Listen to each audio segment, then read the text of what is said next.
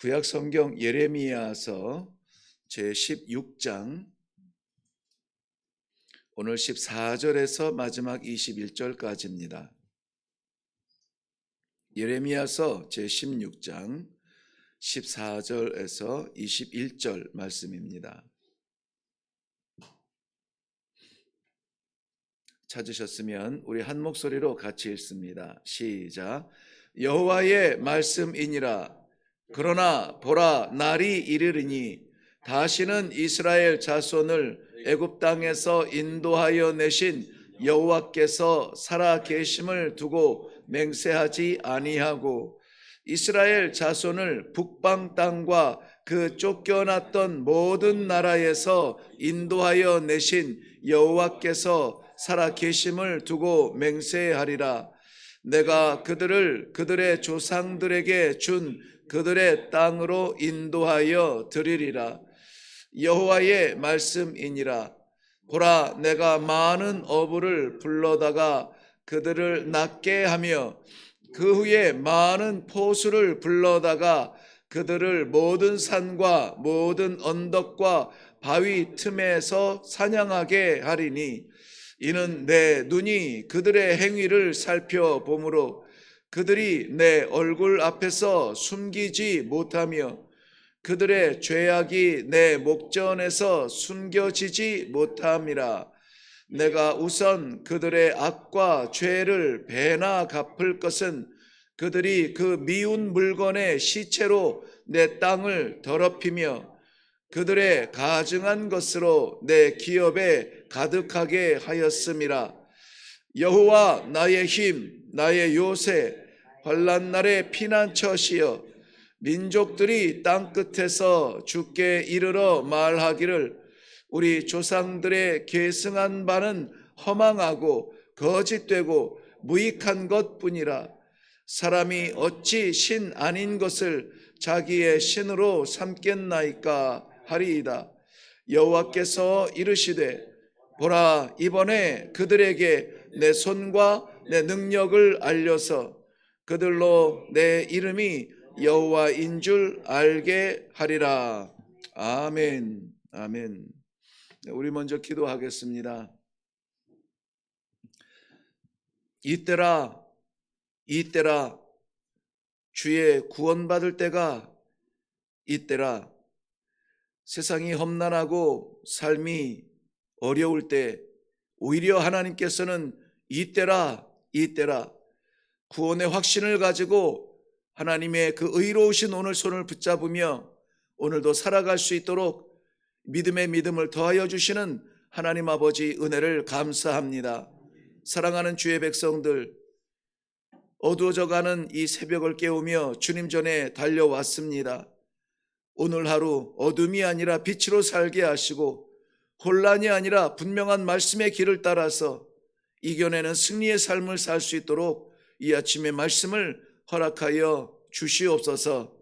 하나님께서 저희들의 심령을 열어주시고 말씀을 주사 오늘도 성도의 기쁨을 회복시켜 주실 줄로 믿사옵고 예수님 이름으로 기도하옵나이다. 아멘.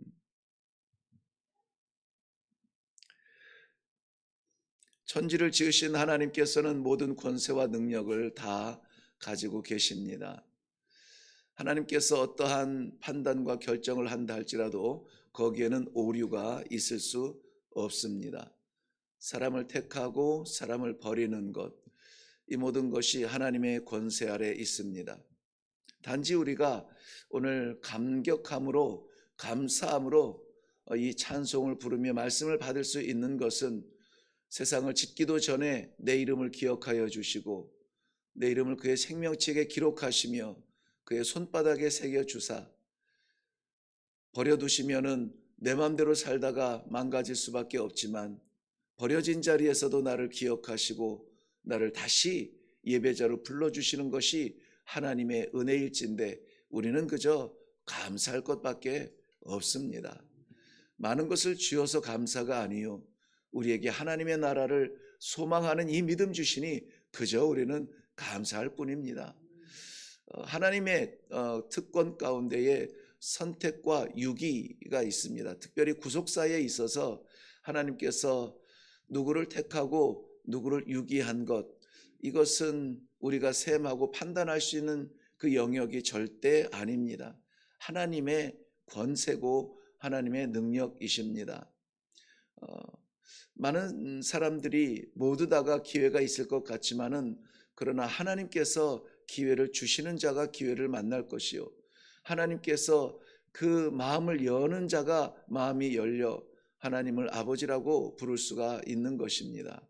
그러므로 말미암아 오늘 이렇게 우리가 간절하게 지금 이 시대야말로 하나님을 붙들고 살아갈 수밖에 없는 성도입니다. 연약합니다. 아버지 나를 붙잡아 주옵소서.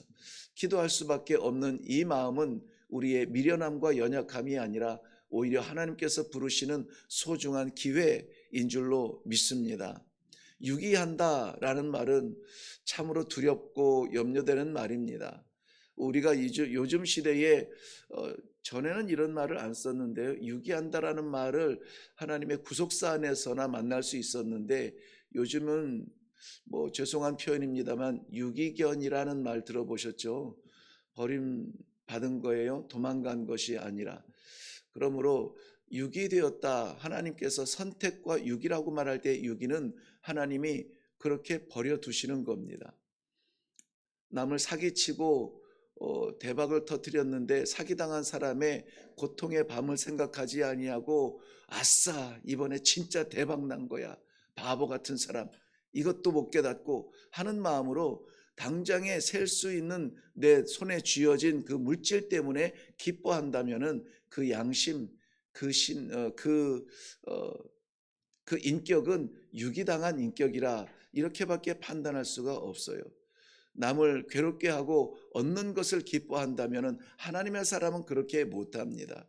그래서 기업을 할지라도 하나님께서 맡기신 그 기업을 통하여서 어떻게 하면 선한 사업을 위하여 쓸 수 있을까, 그것을 위해서 기도하고 내가 물질에 종되지 않게 하여 주옵소서.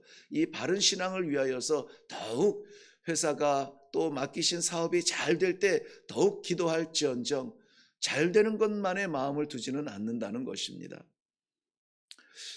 예레미야서 16장 1절부터 13절 지난 주말에 아마 살펴보셨을 텐데요, 내용을 보면은 정말 정신이 혼미해질 정도로 하나님께서 이스라엘 백성을 치시는데요, 정말 하나님께서 어떻게 이스라엘 백성들에게 이렇게 할 수가 있지? 심지어는 예레미야에게 결혼도 하지 말라고, 결혼을 해도 네가 그 결혼의 신혼의 아름다운 꿈, 그러한 소망을 펼칠 만한 그 땅이 아닐 거라고, 아무도 즐거워하지 못하고 박수 쳐줄 겨를도 없을 것이라고, 가족 속에서 누구 하나 챙겨줄 수 없을 만큼, 여기에서는 길바닥에서 객사를 할지라도 안타까워하며 아쉬워하며 눈물을 흘릴 겨를이 없을 만큼 이 땅이 무너질 것이라고 그렇게 말씀하고 있을 때에 정말 두렵기까지 해요. 내가 이 말씀을 함께 나누지 않음에 대하여서 마치 책임을 멀리한 것 같은 이런 말씀을 좀 나누었어야 되는데 세상을 향한 하나님의 경고라면은 이 시대가 그 시대보다 더 선하다고 말할 수 없는 그러한 정말 이 악한 시대를 살아가고 있다면은 이 경고의 말씀을 나누면서 기도해야 될 텐데 하는 두려운 마음을 갖기도 했습니다. 그런데 오늘 14절부터 21절까지의 내용에는 갑자기 하나님의 약속의 그러한 영역으로 우리를 인도해 주고 계세요. 이 땅이 얼마나 끔찍하게 망할 것인지에 대하여서 하나님께서 선포하셨지만은, 그러나 하나님께서 유기하여 우리를 버려두지 아니하시고 던져놓지 아니하시고 오늘 본문으로 연결해 주고 있습니다. 14절부터 15절 말씀 가운데에서 중요한 포인트가 있습니다. 제가 한번 다른 거는 다 읽지 못하는데 14절부터 15절까지만 읽을 텐데요, 여기에서 중요한 포인트가 뭔지 한번 스스로 생각해 보세요. 14절 15절 중요한 게 뭔지 봅니다. 여호와의 말씀이니라. 그러나 보라, 날이 이르리니 다시는 이스라엘 자손을 애굽 땅에서 인도하여 내신 여호와께서 살아계심을 두고 맹세하지 아니하고 이스라엘 자손을 북방 땅과 그 쫓겨났던 모든 나라에서 인도하여 내신 여호와께서 살아계심을 두고 맹세하리라. 내가 그들을 그들의 조상들에게 준 그들의 땅으로 인도하여 드리리라.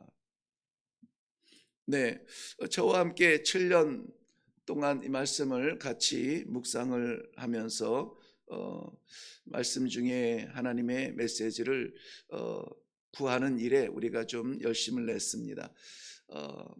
답을 말씀하지 않아도 됩니다만 한번 스스로 생각을 해보세요. 1절부터 13절에서 그토록 하나님의 백성 하나님의 땅을 피폐하도록 죽어도 눈물 흘릴 사람이 없을 만큼 광활한 땅이 되도록 버리셨는데 14절과 15절에서 참으로 중요한 말씀으로 우리들에게 약속해 주고 계십니다. 무엇일까요? 물론 한 단어 한 단어 한 말씀 한 말씀 우리가 가벼이 여길 수 있는 말씀은 없습니다. 그런데 그럼에도 불구하고 이 구속사에서 선택과 유기에 대해서 버려둔 백성들이 있다면 정말 우리 가슴을 쓸어내리고 감사해야 되지 않습니까? 하나님께서 나를 버려두셨다면 유기하셨다면 어쨌을 뻔했을까? 어쨌을 뻔했을까? 정말 이러한 가운데 하나님을 아버지라고 부르며 말씀의 기린도 받고 살아갈 수 있는 이 성도로 부르심이 얼마나 감사한가 생각할 때에 오늘 말씀은 정말 저희들에게 소망으로 시작하며 이 하루를 기쁨으로 일어날 수 있도록 하나님이 주신 선물 같은 말씀이 담겨져 있는데요. 저는 묵상할 때에 14절부터 15절에 정말 중요한 포인트는 인도하여 주신다는 거예요. 인도하여 내신다. 세 번이나 말씀하고 계신데요. 먼저는 애굽에서 인도하여 내신 하나님을 기억하게 하십니다. 그 다음에 북방 땅에서 인도하여 내실 것을 말씀하고 있습니다. 어디든지 애굽이든 북방이든 우리가 버려진 것처럼 느껴지는 그 고독한 자리에서도 우리가 눈물 흘리지 아니하고 소망으로 다시 한번 아버지라고 부를 수 있는 것은 아버지께서 나를 인도하여 주실 것을 믿기 때문입니다. 구렁텅이에 빠질 수 있습니다. 계곡 속에서 길을 잃어버릴 수가 있습니다. 사막에서 길이 어딘지도 몰라서 잃어버릴 수가 있습니다. 그런데 하나님의 백성은 죽어 자빠져도 아무도 울어줄 수 없는 그런 길거리에서조차 하나님께서는 인도하여 주시겠다고 약속해 주시는 것입니다. 누구를? 하나님의 백성을 말이죠. 다 그렇게 인도하는 거 아닙니다. 그러나 하나님의 백성은 인도하여 주십니다. 먼저는 두 곳을 말씀하셨다고 했죠. 애굽에서 인도하여 내신 하나님. 이것은 이미 지나간 것이라서 이스라엘 백성들도 잘 압니다. 그렇지, 그때 인도해 내셨지. 그런데 북방 땅, 즉 아수르와 바벨론 땅에서 인도하여 내실 것은 아직 일어나지 않은 일이에요. 일어나지 않은 일이지만은 거기에서도 우리를 인도하여 내실 것이라고 하는 이 미래적인 확신 아무나 가질 수 없죠. 주의 재림, 미래적인 확신 아무나 기뻐할 수 없죠. 그 소망으로 이 어려운 시대를 살아가는 것은 아무나 살아가는 것이 아닙니다. 하나님의 성도가 감사와 기쁨으로 찬송으로 살아갈 수 있는 약속의 말씀인 것입니다. 그러므로 사랑하는 성도 여러분, 이 애굽 땅의 포로됨과 이 북방 땅의 포로됨 사이에 있는 이 이스라엘 백성들이 받는 이 말씀, 아직도 우리가 해결되지 못하는 어려움 가운데 있거든. 보이지 아니하는 길 가운데에서 어떻게 해야 될지 마음의 갈등이 일어나고 어떻게 살아야 될지 두려운 마음이 있거든. 도대체 무엇을 해야 하나님을 기쁘시게 하며 성도다운 성도로 일어날 수 있을까? 길을 찾지 못하겠거든. 오늘 이 말씀에 의지하여서 감사할 수 있기를 바랍니다. 아직 혼란 가운데 있을지라도 하나님이 인도하여 내주실 것입니다.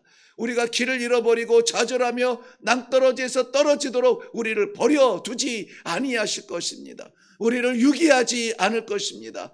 우리의 자녀를 유기하지 않을 것입니다. 하나님께서는 믿음의 가정의 기회를 주셨으니 반드시 건져 주시고 인도하여 내실 줄로 확실히 믿습니다.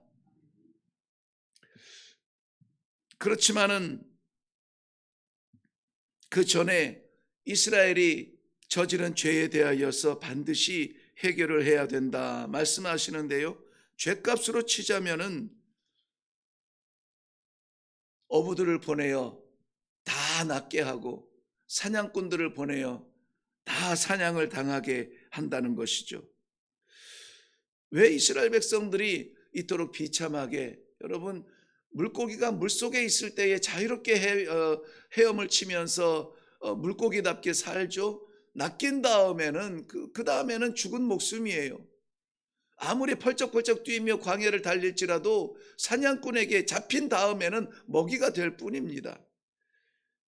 도대체 왜 이스라엘 백성들이 하나님께서 그 손바닥에 새기면서 애굽에서도 건져주시고 북방 땅에서도 건져주시고 인도하여 내실 하나님의 백성들이 왜 어부들에게 잡힌 물고기 신세가 되고 사냥꾼에 잡힌 이 짐승의 그 신세가 될 것이냐면, 오늘 본문 말씀에서는 이렇게 표현하고 있습니다.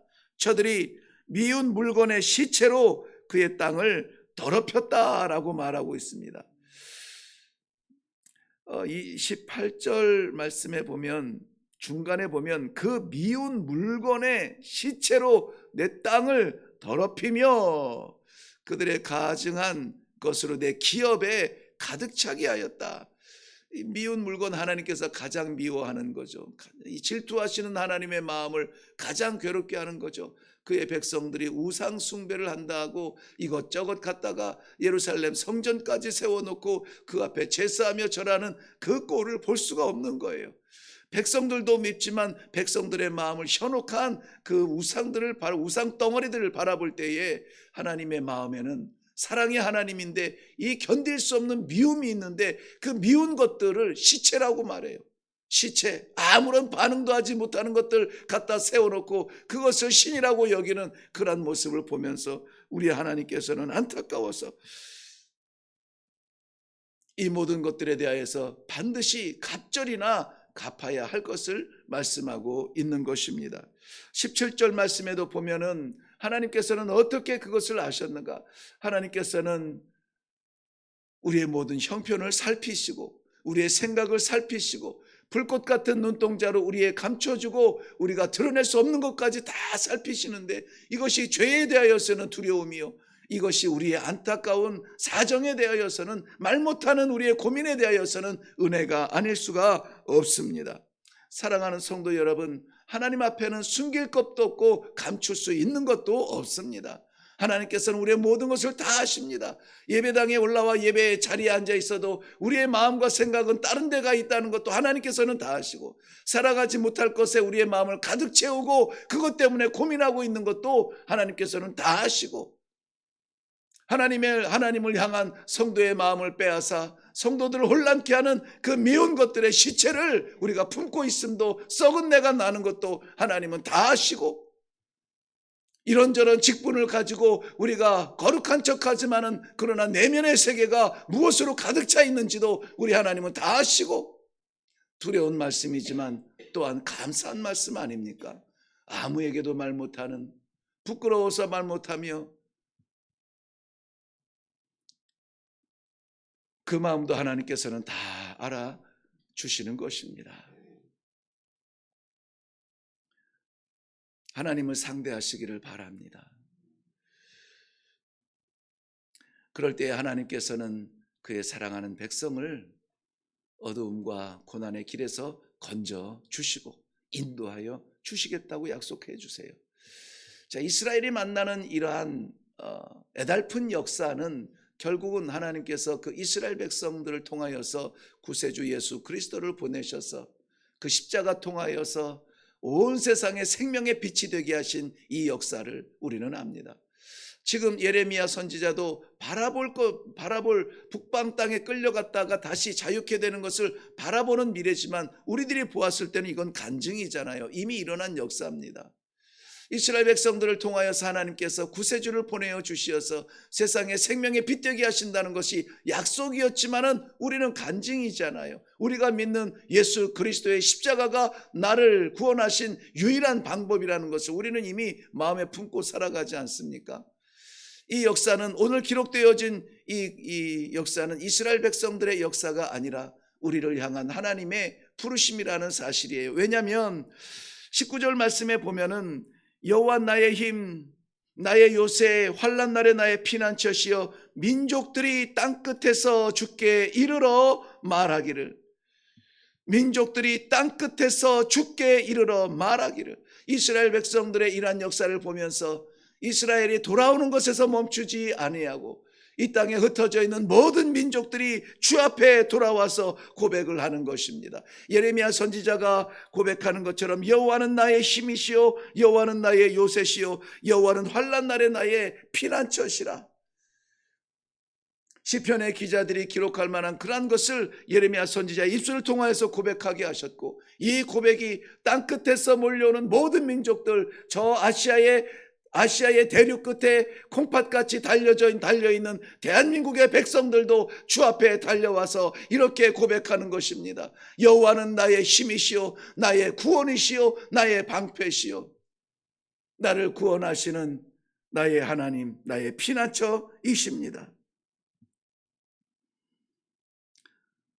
이스라엘 백성들의 예루살렘을 바라볼 때 눈물 없이 바라볼 수 없는 그 땅을 흐르는 눈물로, 주체할 수 없는 눈물로 이 복음을 전했지만, 그러나 하나님께서 이스라엘 백성들을 돌이키신 이후에는 이것이 찬송이 되고 이것이 감사가 되고 하나님의 구원하심을 인정하는 그러한 예배의 놀라운 축복의 현장이 될 줄로 믿습니다. 민족들이 돌아올 것입니다.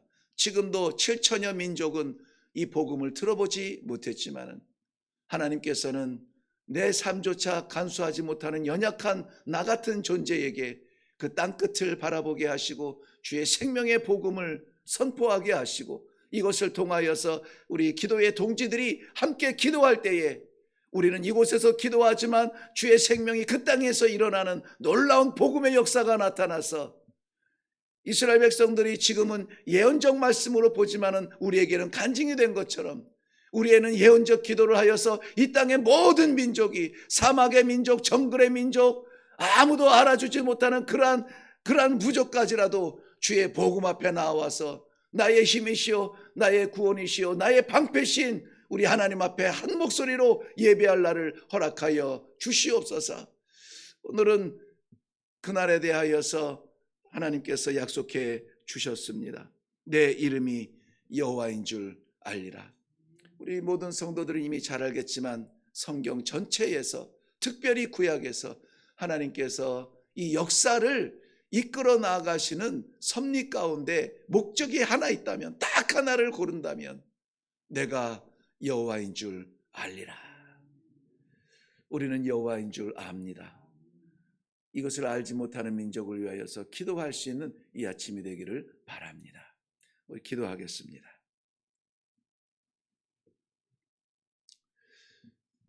나 잘난 대로 살아가던 부족한 종이지만 내 삶이 내 것이 아니라 하나님의 것입니다. 하나님을 아버지라 부를 수 있는 이 놀라운 특권과 축복을 허락하신 아버지 감사합니다. 사랑하는 성도들, 살아가는 삶의 현장이 어떻든지 간에 하나님께서 우리 아버지 되심과 하나님께서 우리를 택하여 주심과 하나님께서 우리를 인도하여 주심과 하나님께서 우리를 구원하여 주심을 확신하는 이 아침의 믿음이 되게 하여 주시옵소서. 주께서 여호와 되심, 나의 아버지 되심을 믿는 믿음으로 우리의 어려운 자리에서 다시 일어나게 하여 주실 줄로 믿사옵고 예수님의 이름으로 기도하옵나이다. 아멘. 기도하기 전에 한 가지 안내 광고 말씀을 드리면, 제가 그 일회교회에 와서 이제 7년 가까이 됐는데요.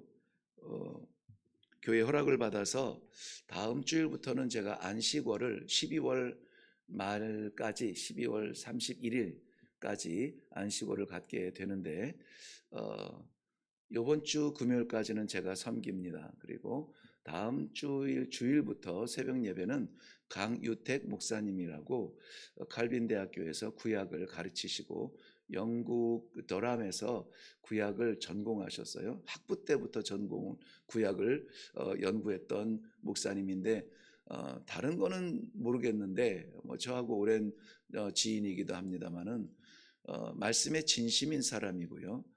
말씀을 뭐 아무튼 제가 늘 표현합니다마는 그 친구를 10번을 만났으면은 아마 9번 반은 책상에 앉아서 연구하는 자리에서 만났을 것입니다.